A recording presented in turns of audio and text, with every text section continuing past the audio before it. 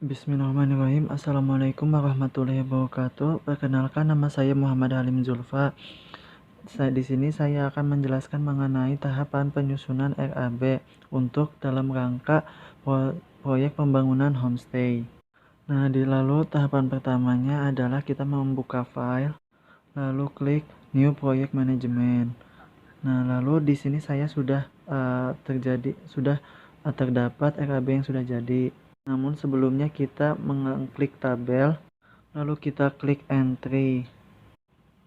Nah, setelah klik entry itu kita bisa membuat tabel RAB yang baru. Nah, dalam tabel RAB ini kita membuat proyek pembangunan homestay. Nah, di sini ada pekerjaan persiapan, pekerjaan tanah, pekerjaan beton, pekerjaan pasangan, pekerjaan kusen pintu jendela, pekerjaan atap, pekerjaan pengecatan, pekerjaan kunci alat penggantung, technical engineering, dan pekerjaan sanitary dan lain-lain. Nah, ini tuh merupakan format dari RAB yang berada di tabel Excel yang telah kami cari.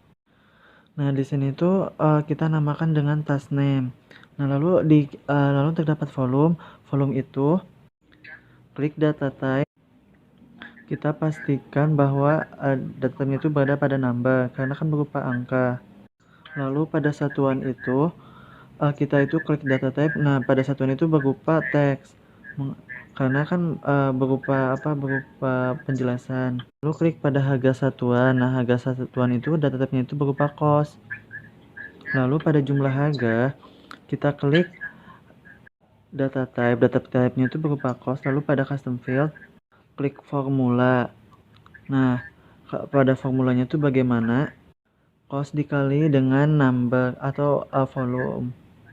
Nah, lalu tekan field, lalu pada field tekan cost, lalu custom cost, lalu pada harga satuan atau cost pertama. Kita tekan OK. Lalu yang kedua adalah kita field pada number, lalu pada custom number. Nah, pada custom number ini kita tekan volume atau number 2. Lalu kita tekan OK. Lupa pada kolabnya juga di sum. Lalu tekan OK. Nah, lalu kita muncullah jumlah harga. Nah, selanjutnya akan dijelaskan oleh Syifa Amakandani.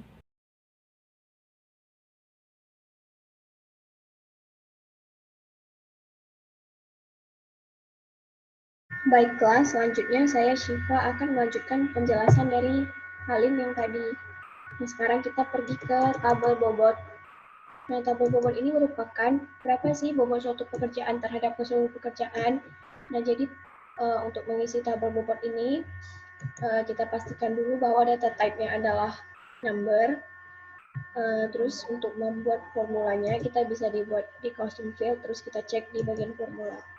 Nah, cost ini merupakan bagian dari harga satuan dibagi dengan total harga atau jumlah harga keseluruhan dikali 100% supaya kita tahu berapa persen sih bobot pekerjaan itu di dalam keseluruhan pekerjaan. Nah, ini udah kita cancel aja.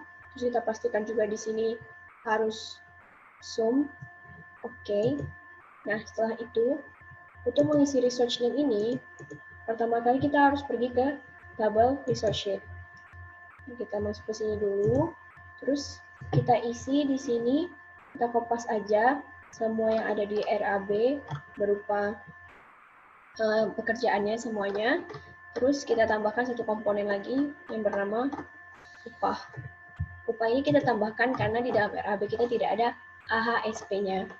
Nah, jadi di sini semua kita ketik type material, terus upah type-nya word. Nah, setelah ini kita isi juga standard rate-nya. Untuk upah kita isi 0 aja, karena di sini supaya penyeimbang, kalau misalkan pekerjaan itu pasti ada komponen upah, dan supaya angka di RAB itu tidak bergeser-geser lagi. Nah, kita kembali lagi ke Gantt chart. Untuk di bagian research sheet, di research name ini, bisa kita isi dengan cara seperti ini, diklik satu-satu. Nah, kayak gini. Tapi kan lama, maka kita bisa menggunakan rumus Excel yang udah diajarkan dalam video Shafeli yang biasa kita gunakan itu. Setelah research name ini udah jadi, maka nanti di sini bisa keluar cost yang kita inginkan. Di MS Project ini tidak bisa mendeteksi jumlah harga ini, dia cuma bisa mendeteksi komponen cost ini. Sebenarnya sama aja intinya, merupakan perkalian antara harga satuan dengan volume, tapi kita tetap butuh kolom cost ini supaya Microsoft Project-nya bisa mendeteksi berapa sih cost yang dibutuhkan dalam menyelesaikan pekerjaan ini. Baiklah, sekian dari penjelasan saya, bisa dilanjutkan oleh teman saya, Anggun.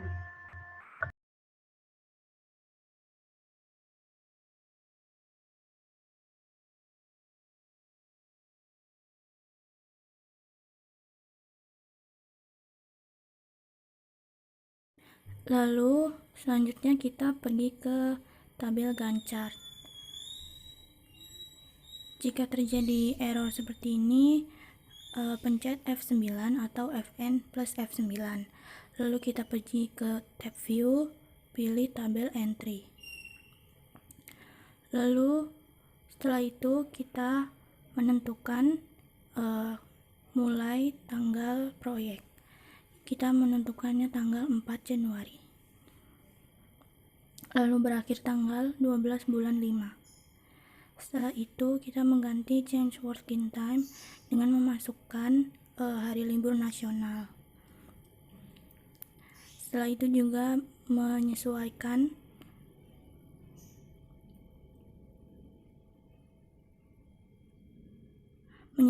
hari kerja dan jam kerja, bisa menggunakan option. Proyek kami dimulai pada hari Senin dan bulan Januari, jam kerjanya dari jam 8 sampai jam 5 sore.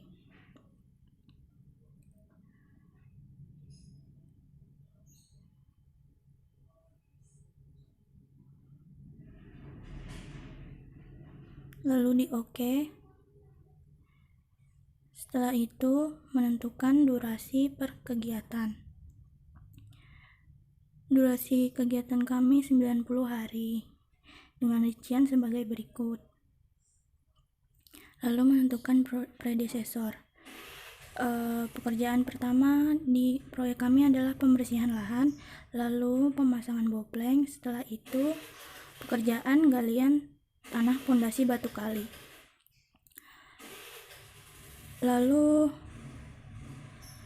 contoh independensi dari kegiatan kelompok kami itu ada pemasangan keramik yang dilakukan secara bersamaan, jadi hubungannya finish to finish.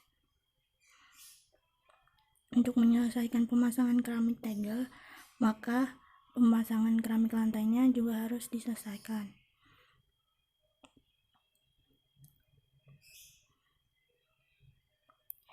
Dan seterusnya. Lalu ada pemasangan rangka kusen pintu baru bisa dilakukan saat pembuatan dinding batu bata.